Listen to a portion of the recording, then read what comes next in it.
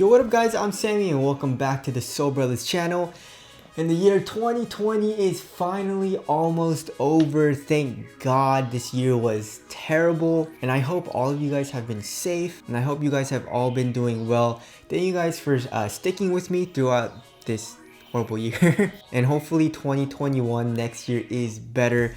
And we get vaccinated or whatever and we eradicate this virus and all that. But anyways, in this video we're going to be talking about the top 10 shoes or basketball shoes for point guards, right? So point guards, of course, they're usually smaller, they're usually faster, and guards most of the time want like a light minimal shoe with good traction and pretty adequate cushion. Cushion isn't the most important thing, but you know, if there is cushion, that is a cherry on top, that is a plus. So of course, this is just my opinion. And if you disagree with my list, tell us what your top 10 list would be down in the comment section below. But let's get it started off with number 10, and that is the Adidas Pro Boost Low. And they pretty much hit it out the park with this shoe.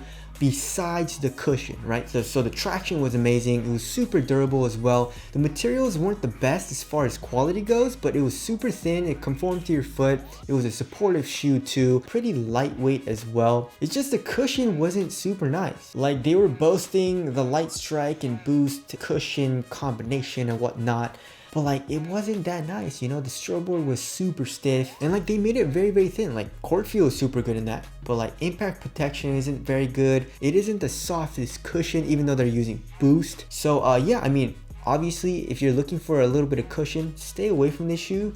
But if you want more of a responsive ride that's super low to the ground, the Pro Boost Low is a very good option, and it's, I believe it was only like 110, 120 bucks, which is a very good price. All right, moving on to number 9, we got the Zoom Freak 2. I actually really enjoyed playing in this shoe. For some reason, there were some people, like you guys DM'd me saying you didn't like playing in it, but I don't know, personally I enjoyed it. Traction was good, very consistent. It was durable as well. The cushion wasn't the best, you know. The 4-foot zoom unit was nice, but the heel cushion wasn't super nice. But my favorite part about this shoe are the materials, right?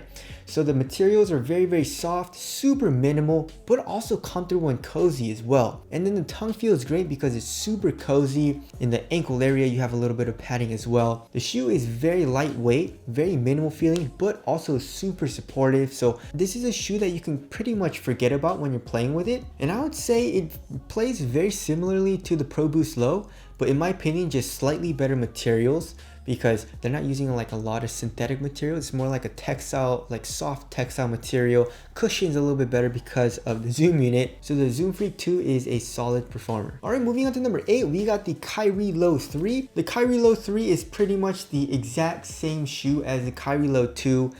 Besides a few minor differences, mainly the materials. And in my opinion, the Kyrie Low 3 has better materials than the 2. So I guess the 3 is better, right? I did a whole comparison video if you guys want to go check that out. It is a low version of a Kyrie, which is great because his signature shoe all of his signature shoes actually are mid cuts. Kyrie's always have solid traction, and the Kyrie Low 3 is no different.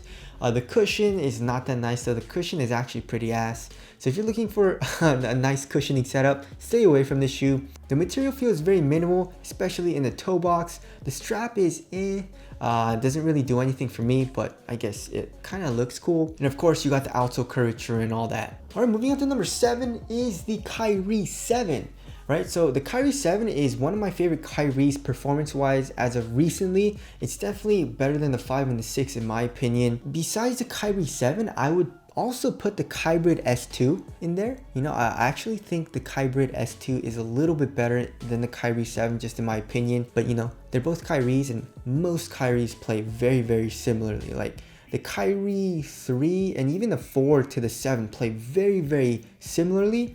So if you like the Kyrie 5 and Kyrie 6, you'll definitely like the Kyrie 7. But the Kyrie 7 is more minimal and more lightweight than the 5 and 6. So in my opinion, it's actually better. All right, moving on to number 6, we got the Renew Elevate, which is a budget shoe. It's going for like 80 or 90 bucks. And for some reason, it's like sold out. There's some colorways that are sold out, which is interesting, right? A budget shoe. Hopefully, I like to think that I had to do something with that.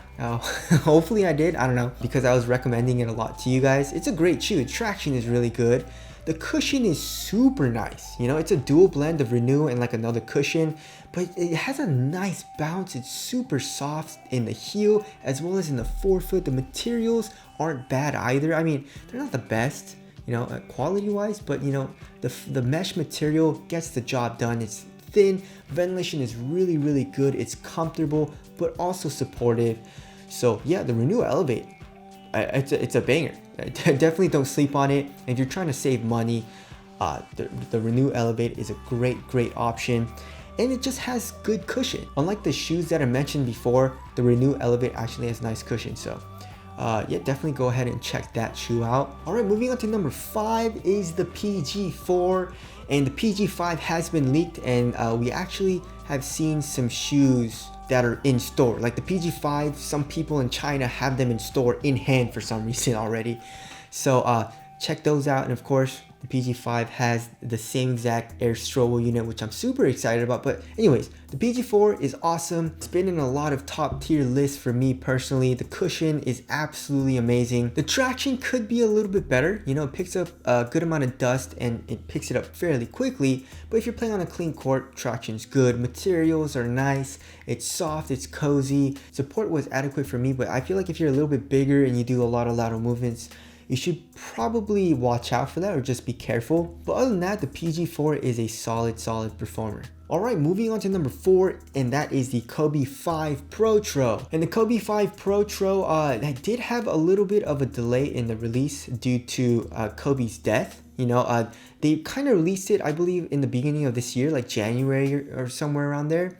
And of course, I believe Kobe passed around the same time that happened. So Nike kind of didn't release the Kobe 5 Pro Tro for like a long time, but now they've been releasing a good amount of colorways, I guess like the Bruce Lee's and stuff like that. But anyways, yeah, the Kobe 5 Pro Tro is amazing. The traction is really nice. The cushion is also one of my favorites, right? And I don't know why Kyrie's don't do this, but the Kobe 5 Pro Tro uses a full-length Cushlon midsole and it's insanely soft in the heel. And then you got that Zoom Turbo unit in the forefoot, which feels nice. The materials are, they're like a synthetic material, but you know, it's very thin. It's very supportive. I mean, there is a little bit of pinching and you gotta break it in a little bit, but once you do, it takes a little bit of time or a good amount of time to break it in, but once you do, it's a great material. And in my opinion, it's a great looking shoe too. So the Kobe 5 Pro Tro, it's a very nice shoe. All right, moving on to number 3, and we got the Puma Clyde All Pro, and this shoe just came out of nowhere actually, because you know, like for example, the Puma Clyde All Court, I absolutely love that shoe. That shoe was in a lot of top lists as well. Great materials, good traction, cushion was all right. It was a little heavy, actually pretty damn heavy, but then like it was streamlined to your foot, so you didn't really notice the weight all too much because it wasn't like super bulky. But then they took that shoe and took all the good things about what's in that shoe and then just made it even better in the Clyde All Pro. The material is insanely thin. Like this shoe is one of the most minimal shoes that you can get right now, I guess, besides I don't know, like the Converse All Pro BB, which is insanely light. But then like after that, it's the Clyde All Pro, and that's saying something, you know. So materials are super thin. Cushion is great as well. You know, you got a good amount of impact protection besides on like super hard impacts. Like if you do a really hard landing, you're gonna feel it. But you know, for the most part, if you're like doing regular landings, step backs or whatever, the cushion is soft and comfortable. Traction is really good and durable. Also, it's a really good looking shoe in my opinion. And I feel like you can rock it off court or just casually as well. So the Clyde All Pro, it came out of nowhere and hit it out the park. It's a great performer. You guys should definitely check it out. All right, moving on to number 2, we got the KD13. That's one of my favorite shoes to play, and I got like 4 pairs of them because they're just so damn nice. The traction is really good. I played in it a little bit on the indoor court, you know, the little time I had on the indoor court, and every other shoe was slipping because it was really dirty and very dusty on the basketball court because they like didn't clean it at all because no one was ever there, right? But then, you know, I tried it with the KD13 and it was biting still on that filthy court. It was just insane traction, super good bite, and didn't really feel like it was picking up any dust. And I was trying like other shoes out, and I don't really remember what I was trying out other than the KD13 when I was trying the KD13, but like the other shoes weren't sticking. So yeah, the traction was incredible. Outdoor use was good as well. The cushion is really nice as well with the full-length Zoom Strobel. Materials are very minimal, pretty lightweight shoe as well, although it is a little bottom heavy, especially in the heel with all that rubber. But other than that, it's a great performer and I really enjoy playing in that shoe. And also it has a little bit of Kyrie inspiration in it. You know, it has a little bit of an outsole curvature, which feels great.